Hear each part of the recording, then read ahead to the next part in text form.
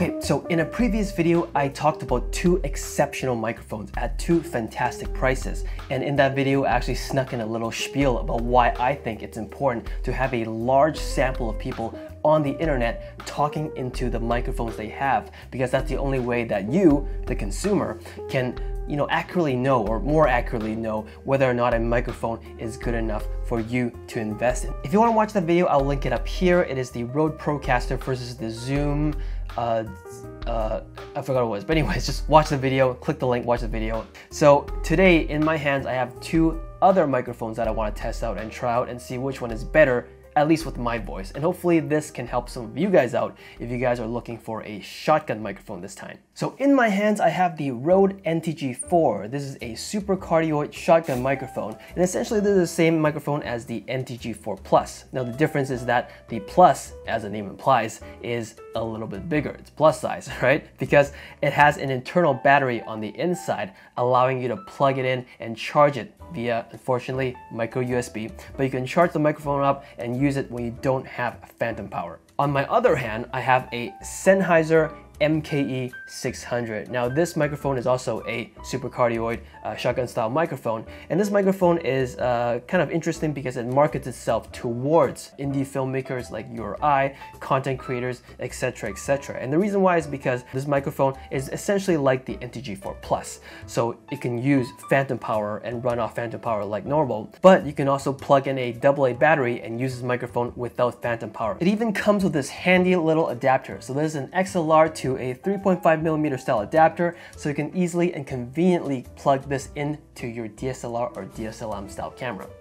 Now price-wise, the NTG4 is $500 Canadian, the NTG4 Plus is $550 Canadian, give or take, and then the Sennheiser MKE 600 is $430 Canadian. Now, correct me if I'm wrong, but I swear the MKE 600 used to be more expensive. I remember vividly that I didn't buy this microphone sooner because I saw the price tag and I was like, whoa, I can't afford this right now. But apparently it seems like the MKE 600 has always been $430. Am I tripping? If you guys know, please let me know in the comments below because I am genuinely curious about this. Given that this microphone is cheaper, apparently, compared to the NTG4 Plus, or the NTG4, this actually gives you better value for money because of course this can give you the dual use with the phantom power or the AA battery. It also gives you more accessory in the box. When it comes to accessories, the Sennheiser comes with a microphone, a shock mount, a very handy XLR to 3.5mm adapter, a pop filter, and also a cloth Sennheiser pouch. And in terms of the Rode, it comes with a microphone, a pop filter, a leather Rode pouch, a shock mount which I unfortunately lost, and also an I Love Rode sticker, which I also lost. Let's talk about the internal batteries for a second. Now I know that the Sennheiser might seem a little bit old school with the AA batteries, and this seems a little bit new school with the internal lithium-ion batteries, but the thing about batteries is that they're consumables, which means that they break down, they deteriorate, they stop working over time. So when you have a battery enclosed in a microphone like this that's non-replaceable, once the battery dies, the microphone basically have to go into the trash bin along with the battery. And I think that's what Rode wants you to do. They want you to buy another microphone, right? Whereas the Sennheiser, they kind of care about the consumer, right? They're like, you know what? We don't want you to buy a new microphone.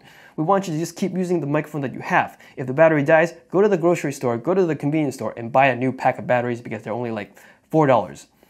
I think more than that now with inflation. But anyways, this one, if the battery does crap out on you, and I don't know if it will or when it will, but you'll then have to essentially buy a new microphone completely. But speaking of new school, before we actually get into the audio test, this Rode NTG4 does look a lot more new school compared to the Sennheiser MKE 600. When you look at, for example, the outer shell of the microphone, it has a more appealing, a newer design. Whereas if you look at the Sennheiser, it just looks like a classic shotgun microphone that you would find from the 90s. Whenever you click in one of the buttons, it has a nice tactile click to it. And then also the button lights up when you click on it. And when you look at the Sennheiser MKE 600, it has essentially those toggles from the 90s again. Essentially toggles between different frequency responses and also the on-off position as well. Now, did I mention the NTG4 buttons light up when you click on them and they actually stay on, which is a great thing because on the Sennheiser MKE 600, it does also have an LED light that stays on when you have phantom power connected. But when you have the AA battery connected, when you turn it on for a brief moment and then the LED immediately turns off again. And I was wondering why it does that. And I looked online and basically people said they turn off the LED to conserve the battery of the AA. And I guess that makes sense, but I feel like this tiny little LED light shouldn't use up that much energy. Oftentimes what I find is after a shoot I forget to turn the microphone off and I pack it away while it's still on. And it takes me about like a week or so to notice that I left the mic on in the bag. And so, ironically, their method of trying to help me save battery by turning off that indicator light is actually making me even use more battery.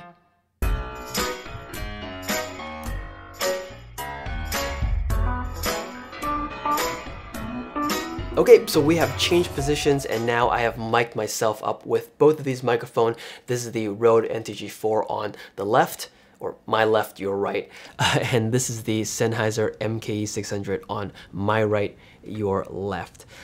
So this is what they sound like. So currently the microphones are about 1.5 feet away from my chest. In this sort of scenario, you'll find this in filmmaking scenarios where the mic is just boomed right off a frame, probably around 2 feet or maybe even 3 feet above the talent. And you'll find this scenario in interviews, for example, or maybe a dialogue scene. Currently, I'm sorry, I was trying to not turn my head this way. The recorder is over here and I keep turning over to see my levels and whatnot, but I'll try not to turn my head to favor this microphone over this microphone, so I'll try to keep a static position. Okay, so here we go. Currently, both microphones are plugged into a Tascam DR100 Mark III. I've been told that this recorder is relatively quiet in terms of self-noise, so if you do hear any hiss or hum, that's probably coming from the microphones themselves and not the recorder, or possibly the fact that I'm in an untreated room. So one more time, this is the Rode NTG4, testing 1 2 3, testing 1 2 3, and this is the Sennheiser MKE 600, testing 1 2 3, testing 1 2 3. And now I have turned on the low cut filter for both these microphones, the Rode NTG4 with the low cut filter turned on and the Sennheiser MKE 600 with the low cut filter turned on. Okay, so I have set the Sennheiser back to its original flat frequency response position, and I've set the Rode NTG4 to its treble boost setting. So this one should sound a little bit crisper, and this one should sound like how the mic is supposed to sound. And just for fun, I have set the low cut and the treble boost on the Rode NTG4.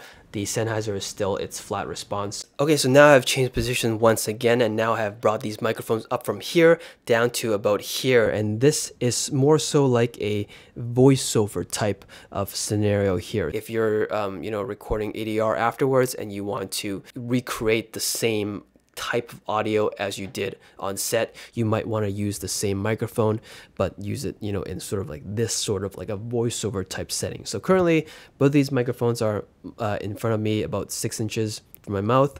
So testing 1 2 3, testing 1 2 3. This is the Rode NTG4.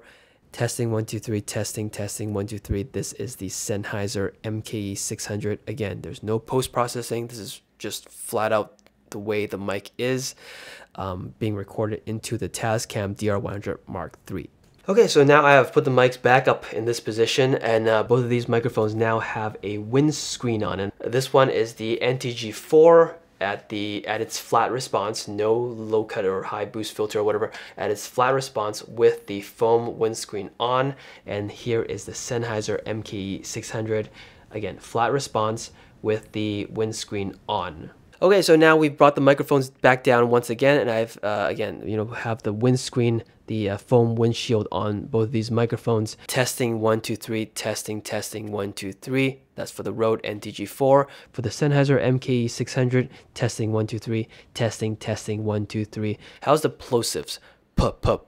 I'm sure that will cut most of that out. Okay, so now I've put the microphones back into this position once again, and I've installed a dead cat onto these microphones. I know that they're not the same identical dead cats, but I feel like dead cats all pretty much work the same way, right? If not, I apologize. I don't have two identical dead cats, so unfortunately it's just gonna have to be this Rode NTG4. Testing 1 2 3, testing 1 2 3. This is the Sennheiser MKE 600. Testing 1 2 3, testing 1 2 3. Okay, so brought the microphones back down once again with the dead cats currently installed. Is this positioned the same? Yes, it is, more or less. Okay, good enough. All right, so 6 inches away from my mouth, the Rode NTG4 with the dead cat on it. Testing 1 2 3. Testing 1 2 3. And this is the Sennheiser MKE 600 with a dead cat on it. Testing 1 2 3. Testing 1 2 3.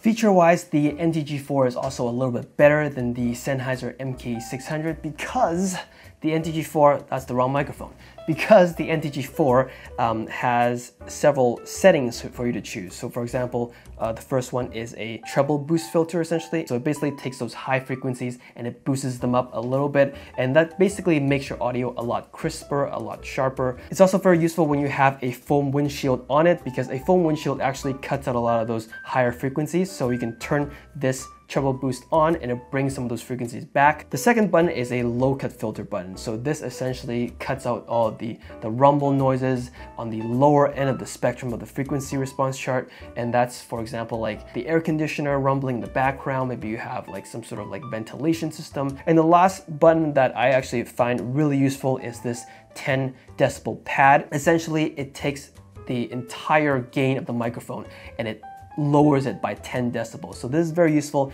if you're miking up something that's very loud, let's say at a concert, or maybe you're miking up, you know, like a speaker, for example, and it's really loud and you know you're turning down your gain and you're still getting a really hot signal. You can click this button and actually reduce the decibels on the microphone itself. On the Sennheiser MKE 600, it's very bare bone. You have essentially a button to have a flat response, so whatever that microphone's normal frequency response is. And then if you toggle it down, you have a low cut filters. And then the last button, the last toggle button, is an on-off button for the AA battery that's inside the microphone. If you plug this in via phantom power, you do not need to turn the on-off button to on. It's only when you have a AA battery inside the microphone. Okay, so just for funsies, I have plugged the Sennheiser MKE 600 into my Canon R6 via the adapter that's included in the box, which is the XLR to 3.5mm adapter, which means that currently I have a AA battery in the Sennheiser microphone right now, just so you guys can hear what it sounds like with the AA battery versus what I had previously, which was the XLR phantom power. So having listened to both the Sennheiser and the NTG4, I think my preference leans a little bit more towards the Sennheiser MKE 600, at least for my voice.